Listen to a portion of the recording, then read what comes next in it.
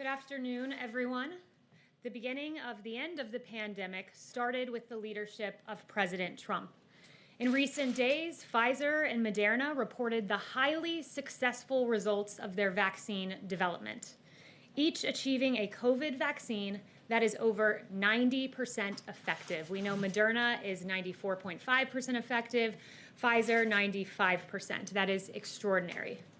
In July, the Trump administration, as part of Operation Warp Speed, agreed to provide Pfizer with $1.95 billion to manufacture and distribute their COVID vaccine, allowing this vaccine to be provided free for the American people.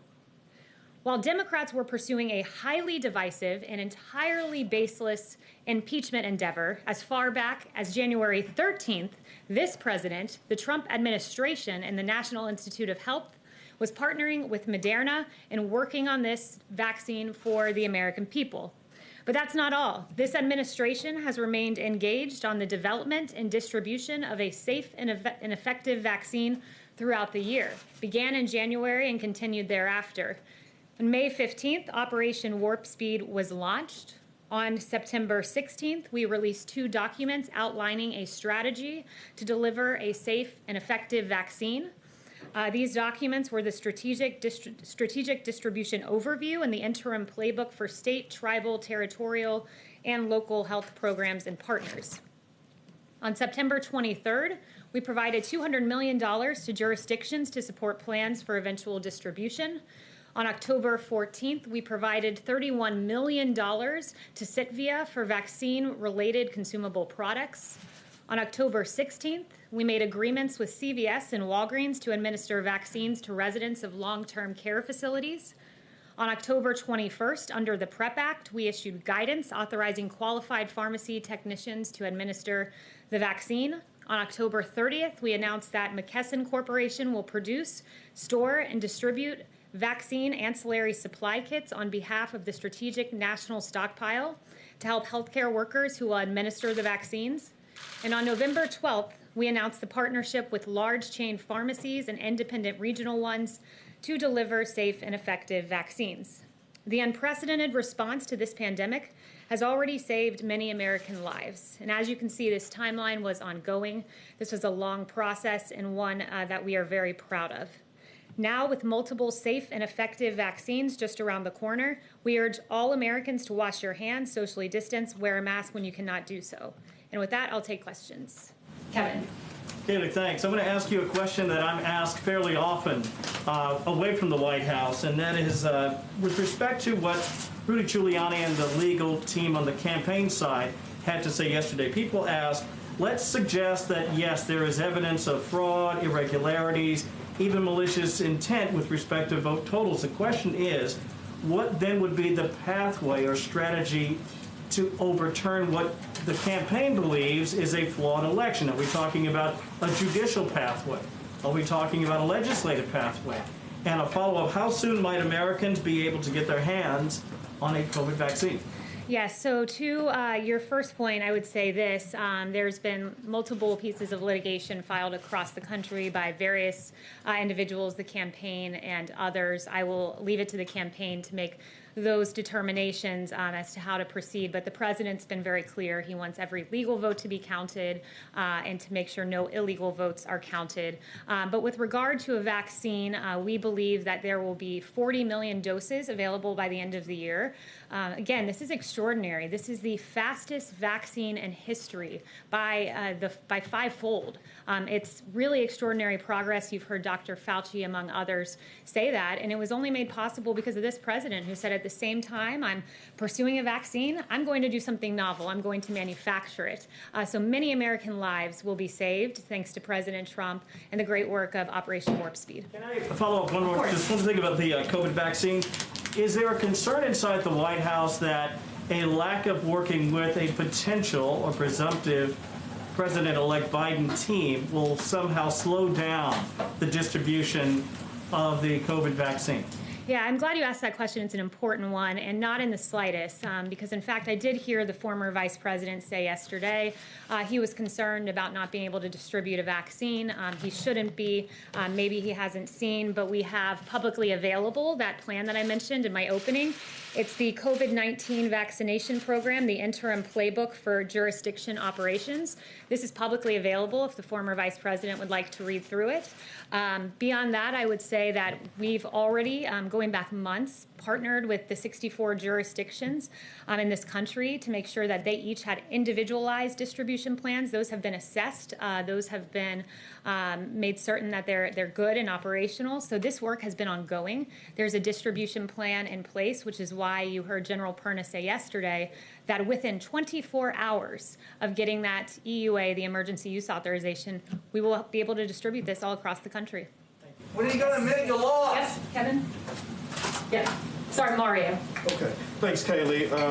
What is the president planning to discuss this afternoon with the two Michigan lawmakers? And will he ask them to have the state legislature appoint electors who will support his reelection? What's the nature of that meeting? So he will be meeting later on. This is not an advocacy meeting. There will be no one from the campaign there. He routinely meets with lawmakers from all across the country. When will you admit you lost the election? Kaylee, at what point does the president concede the race and allow for a proper transition to the Biden team? So right now there's ongoing litigation. There are, what we know, 74 million Americans that voted for this president. That's more votes than any president has gotten in history. It's really extraordinary, and there are very real claims out there that the campaign is pursuing. 234 pages of affidavits publicly available in one county alone. That's Wayne County, and 2 individuals on the canvassing board there that have declined to certify. So these are real claims. These individuals deserve to be heard. This was a system that had never been tried in American history, mass mail-out voting. It's one that we have identified as being particularly prone to fraud, so those claims deserve to be pursued. Has anyone from the White House spoken with GSA, with the director of GSA, about the timing of ascertaining who the next president will be, and has any pressure been applied to her? Absolutely not. GSA will make the determination of ascertainment at the right moment. Right now, there's a constitutional process that's being played out. There are questions being asked in court, but the GSA will determine when ascertainment is reached. Can I just ask one other question, which is Senator Lamar Alexander today has put out a statement encouraging the Trump administration, in the absence of ascertainment, to begin allowing the Biden team full access to everything they need for a transition, access to agencies, access to real-time data. What's the harm in doing that? So there's a Presidential Transition Act that determines exactly what an administration needs to do in advance of an election, and we have done everything statutorily required, and we will continue to do that. It's after the election now. Thank you. I have a question first, a follow-up on the transition. Has the president or anyone in the administration instructed officials not to engage or have conversations with members of the Biden transition team? No, I've certainly never been instructed that. I've never heard of an instruction to that end. Okay, and my second question is about COVID, because yesterday, a lot of what we heard from the doctors, they've been saying since the end of March. Back then, the projections were that 100,000 Americans would die. Now, as you know, we've surpassed that by 2.5 times. Did the administration fail to communicate how serious this threat was to the American people? Or how else do you explain what went wrong? Look, I would say the initial projection that our doctors gave us was 2 million people that would lose their lives. And it's a tragedy anytime one life is lost, but we are far below the 2 million that this could have been. We took very aggressive measures at the beginning of this with the China travel ban, creating the greatest testing system in the entire world. Therapeutics, the fact that we have 6 working therapeutics right now, the fact that we continue to identify more and more, the fact that I believe we have a chart on this, a fatality chart. It's deaths by 100 for age and month. And as you can see, deaths have come down for every age group. And for those over 70, that line, that red line, is a testament to what this president has done. Therapeutics monoclonal antibodies, that is a recent one, that reduces hospitalization in high-risk seniors with moderate to mild COVID by 70%.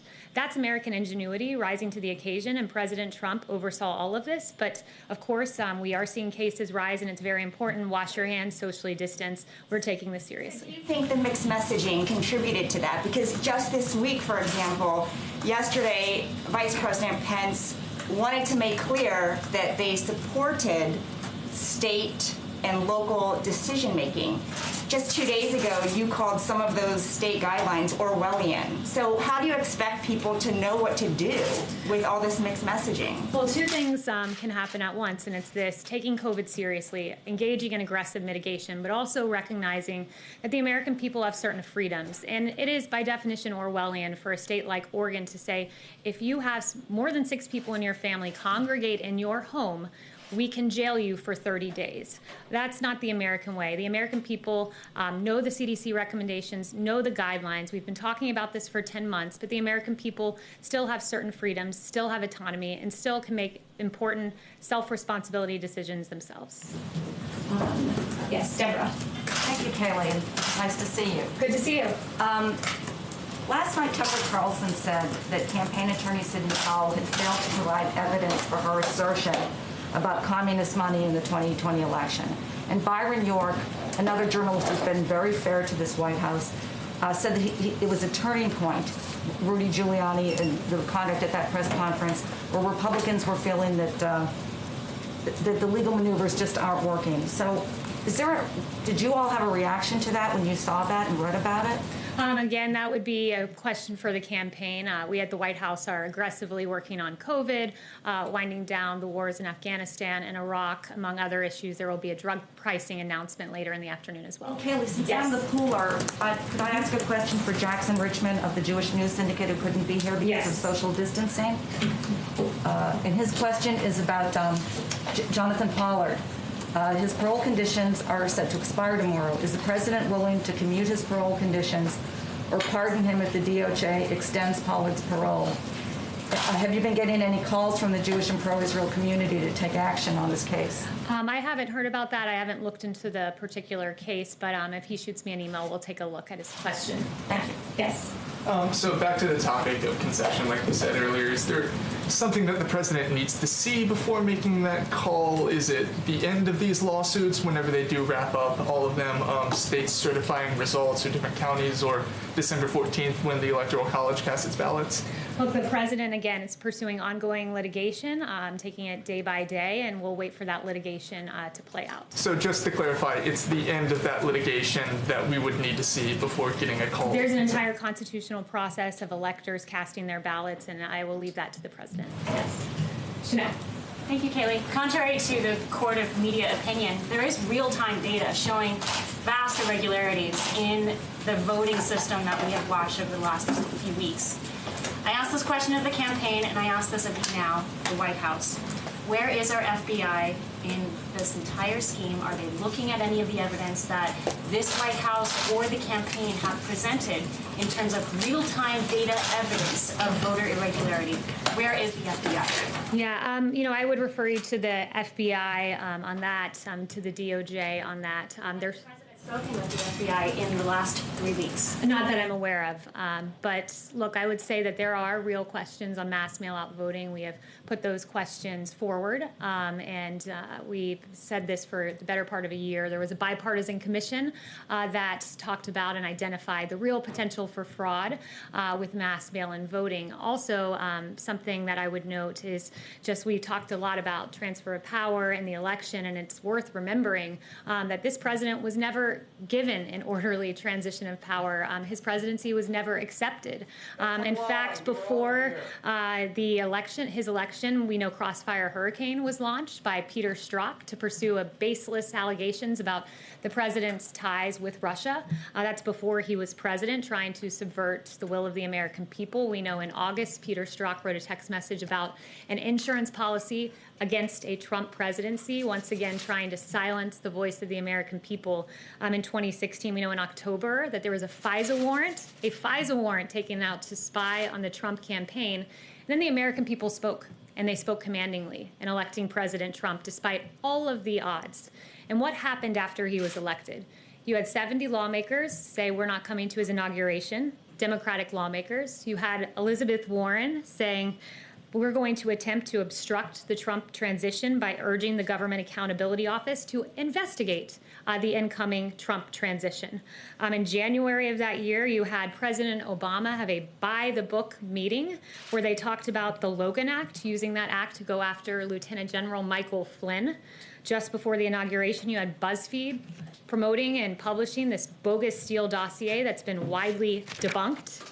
And then for 2 years, you had the basis Mueller investigation, which searched for collusion, found none, and exonerated President Trump. While in 2016, President Trump became the duly elected president, many sought to undermine him, discredit him, delegitimize him, and deny his victory. There were no calls for unity.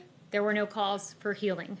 So while every legal vote is counted, let us not forget the inexcusable transition or lack thereof that President Trump had to endure in 2016 and 4 years into his presidency. Thank you, everyone, for the very good and substantive questions today.